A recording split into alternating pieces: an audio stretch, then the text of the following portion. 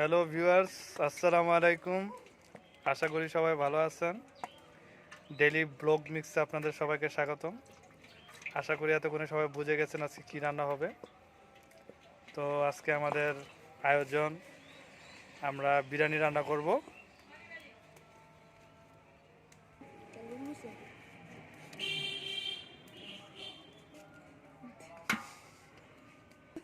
তেল দিছে, তেলটা গরম হয়ে যাচ্ছে। আলুটা হচ্ছে, আলুটাকে ভাজা হবে না? আলুটা ভাজা হবে, আলুটা ফ্রাই হবে। গরম তেল আলু ভাজা হচ্ছে, সাবধান তেলটা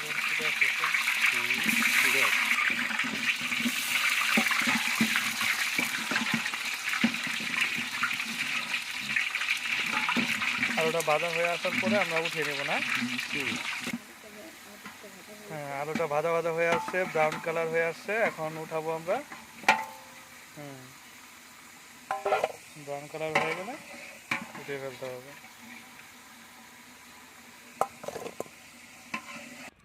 এখন আমরা চিকেনটা নিয়েছি, এখানে প্রায় 4 কেজির মতো চিকেন আছে। এখানে আমরা লবণ দিয়ে দিয়ে সব দিয়ে মিশিয়েছি। এখন চিকেনটা ভাজবো।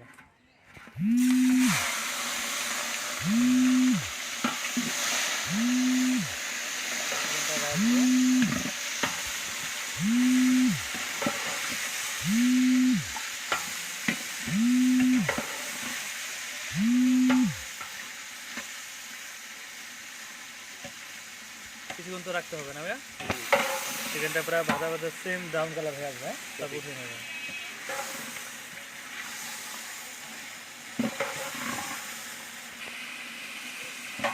আজকে আমরা বাসায় রান্না করতেছি আমাদের একটা ছোট্ট বেবির জন্য। তো রান্নাটা আমরা অবশ্য 2 ভাই, ভাবি, আম্মু সবাই মিলে রান্না করতেছি।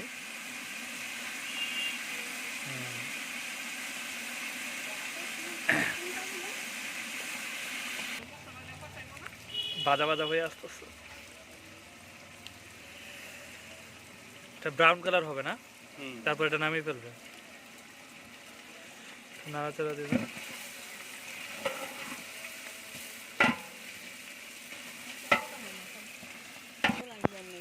ভাজা ভাজা হয়ে গেছে, ব্রাউন কালার হয়ে আসছে। এখন আমরা এটা নামিয়ে ফেলবো।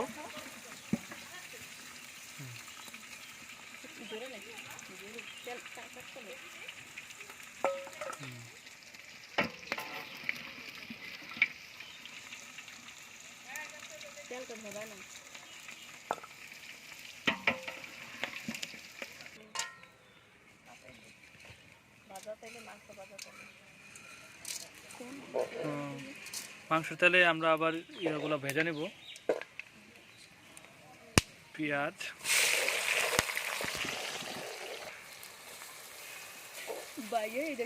পেঁয়াজ ভাজা অবস্থায় আমার হাতে তেলের ছিটা চলে আসছে, তাই আমি জাম্প করছি। এক ডাজেন্ট ম্যাটার। এখানে আমরা কি কি দিলাম? পেঁয়াজ, লবঙ্গ, এলাচি, দারচিনি, তেজপাতা, গোলমরিচ।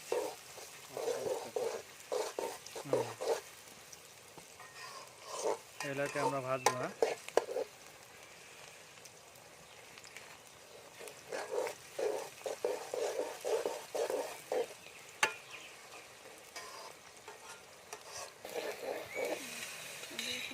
আদা রসুন বাটা।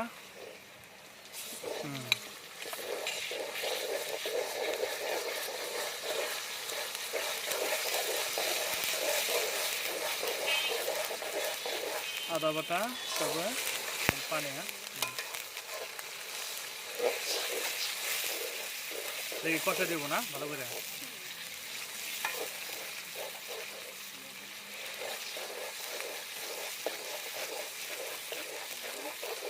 লবণ পরিমাণ মতো।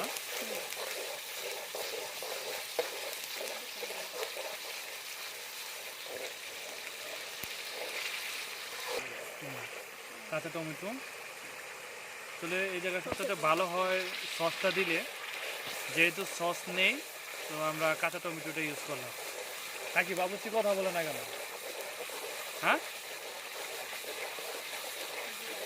বাবুর্চি খুব মুডি আছে। হ্যাঁ, এটা কি কাঁচা জিরা, জিরা গুঁড়া,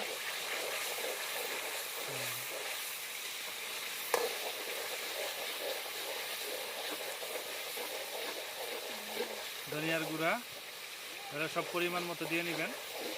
যেহেতু আমাদের মাংসটার পরিমাণ আছে 4 কেজি, আর চালের পরিমাণ 3 কেজি হবে না, 3 কেজি, তো ওই পরিমাণ অনুযায়ী আমরা সব দিতেছি। একে সবসময় নাড়াচাড়ার উপরে রাখতে হবে নাকি, যাতে না লেগে যায়। হ্যাঁ, তারপর পানি,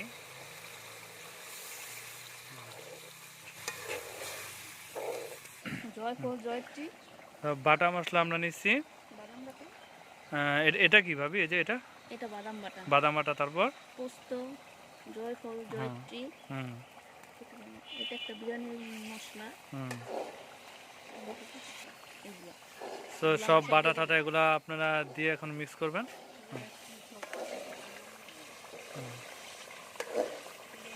দিয়ে দিলাম বিভিন্ন বাদাম, কাজু বাদাম, পেস্তা বাদাম বাটা, চীনা বাদাম বাটা, এগুলা দিলে সুস্বাদু হয়, খাবারটা খুব গ্রান হবে, মজা হবে। ভালো করে নাড়া দেন। বুঝলাম না, বাবুর্চি ক্ষুধা লেগে গেছে বাবুর্চির এখন। সুন্দর করে মিক্স করতে হবে। আমি বলছি বাবুর্চি আমার ভাই। একটু কষানো হয়ে গেলে তারপর আমরা বাদাম বাটাটা দিব না, অর্ধেকটা বাদাম বাটা দিব এখন, আর বাকি অর্ধেকটা পরে, দিব। এটা অনেকক্ষণ কষাতে দিব না।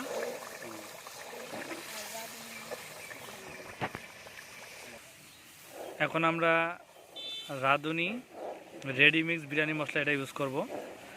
তো বিরিয়ানি মশলা তো আরও অনেক কোম্পানির আছে, তো আমরা সচরাচর এই রাঁধুনিটা ইউজ করি, এটা খুব ভালো।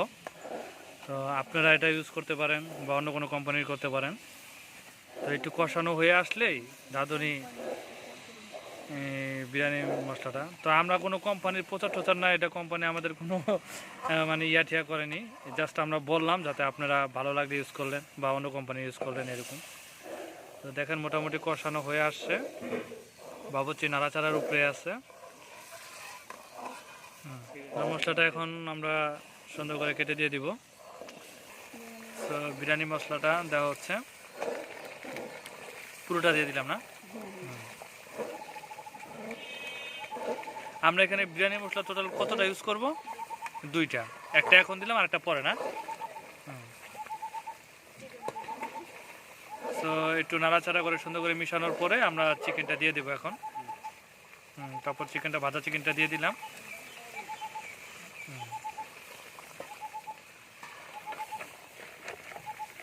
ভাজা চিকেনটা এখন এটা টোটাল মিশানো হবে না মশলার সাথে।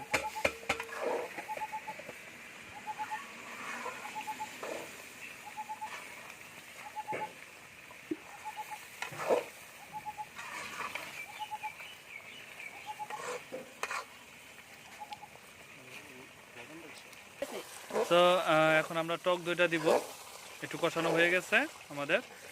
তো এখন বাসায় এই টক দইটা আমরা বাসায় বানাইছি না, তো আমাদের বাসায় বানানো টক দইটা দিয়ে দিলাম। টক দই তো মানে তো ফ্রিজে ছিল না, বাজারের টক দই থেকে সবচেয়ে ভালো হয় বাসায় টক দইটা বানানো। টক দইটা দেওয়ানোর পরে এটা আমরা মিশানোর চেষ্টা করব। তারপরে এখন কি ভালো করে কষাবো না, কষাকষি চলবে।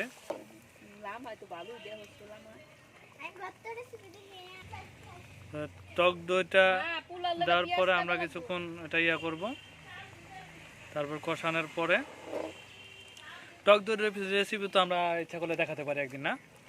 টক দইটা যদি আপনারা জানতে চান যে টক দই বাসায় কিভাবে ঘরোয়া পদ্ধতিতে বানাতে হয় বা কিভাবে কি, যদি আপনারা দেখতে চান তাহলে আমাদের বলবেন, কমেন্টস করে জানাবেন, তাহলে আমরা একদিন এটার উপরে আবার একটা রেসিপি বানাবো যে কিভাবে টক দই ঘরোয়া পদ্ধতিতে তৈরি করতে হয়। ভালো করে কষানো হয়ে গেলে ভাজা আলুটা আমরা এখন দিয়ে দিব।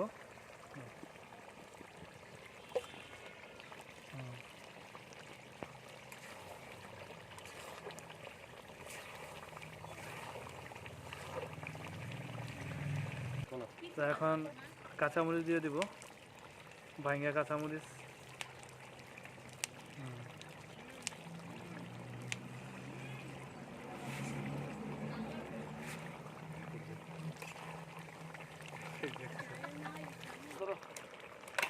তো এখন কষানো হইতেছে প্রায় শেষ পর্যায়ে। এখন আমরা নামিয়ে ফেলবো। বাদাম বাটাটা দিয়ে নামাইবে না? তাহলে বাদাম বাটাটা নিয়ে আসো, বাদাম বাটাটা দিয়ে তারপর আমরা সুন্দর করে নেড়ে চেড়ে নামিয়ে ফেলবো। বাদাম বাটাটা দিব, বাকি অর্ধেকটা, যে অর্ধেকটা আমরা এর আগে রেখে দিয়েছিলাম। সুন্দর করে নেড়ে চেড়ে মিশিয়ে তারপর আমরা নামিয়ে ফেলবো।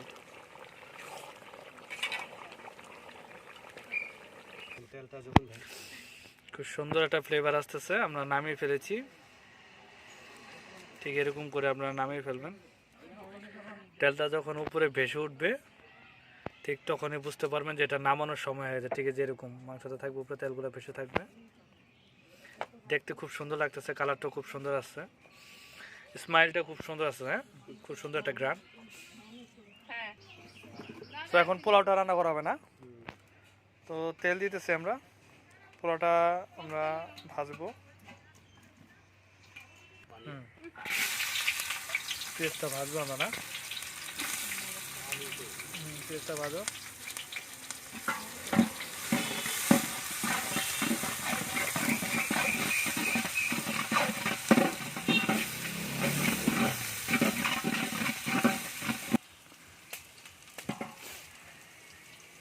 পেঁয়াজটা ভাজা হইতেছে, একটু ব্রাউন কালার হলে আমরা পেঁয়াজটা নামিয়ে ফেলবো, না? একটু ভাজা ভাজা করতে হবে,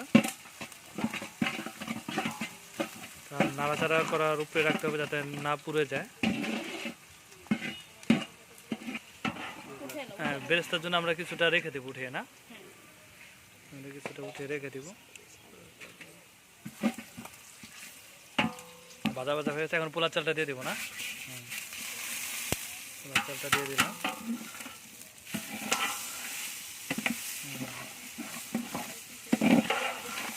পোলার চালটা ভালো করে ভাজা পেঁয়াজের সাথে মিশাতে হবে, লবণ দিতে হবে, তারপর পরিমাণ মতো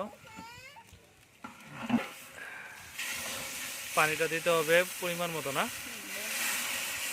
ও, পানিটা এটা আগে থেকে আমরা বয়েল করে নিচ্ছি। কতটুকু পরিমাণ গরম পানি দিতে হবে এখানে?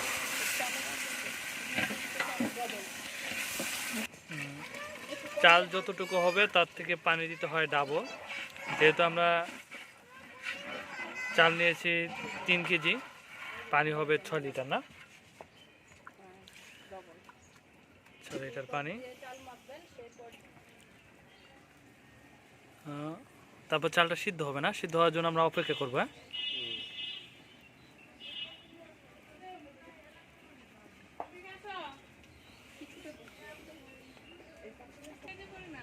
আমরা এখন দুধ দিব, গরুর দুধটা দিয়ে দিব। এটা আপনি পরিমাণ মতো নেবেন যতটুকু লাগে। হ্যাঁ, যদি আপনি দুধ পরিমাণটা বেশি দেন তাহলে পানির পরিমাণটা একটু কম দিতে হবে। এখন আমরা মটরশুঁটি দিয়ে দিব। দুধটা দেওয়ার পরে কিছুক্ষণ নাড়াচাড়া করার পরে মটরশুঁটিটা, না?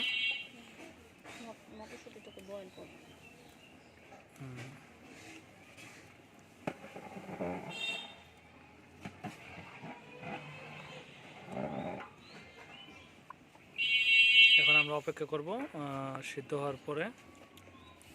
তার পরবর্তীতে আমরা পরের প্রসেসে চলে যাব। সিদ্ধ হতে থাক চালটা। চালটা মোটামুটি সিদ্ধ হয়ে আসার পরে আমরা আগে যে করে রাখছিলাম মাংসটা দিয়ে দিব। নাড়াচাড়া করে সুন্দর করে এটা মিশাতে হবে, ভালো করে মিক্স করতে হবে।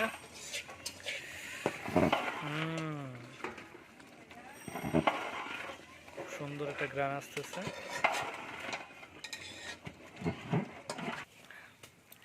এখন আমরা ঢেকে দিচ্ছি, কি দমে দিছি না, দমে রাখতে হয়। আবার তো উপরে আমরা কিছুটা কয়লা নিয়ে নিচের থেকে কয়লাটা নিয়ে সুন্দর করে উপরে দিয়ে দিব।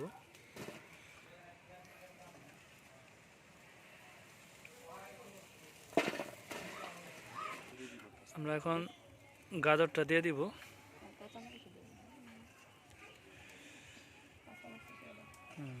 কাঁচামরিচ সুন্দর করে একটু নেড়ে চেড়ে দিব।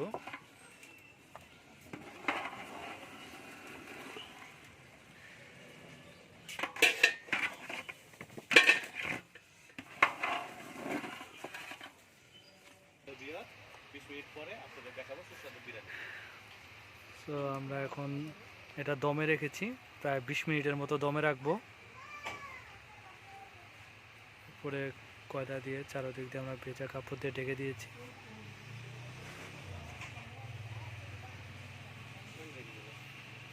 এখন 20 মিনিট দমের পরে আমরা উঠিয়েছি।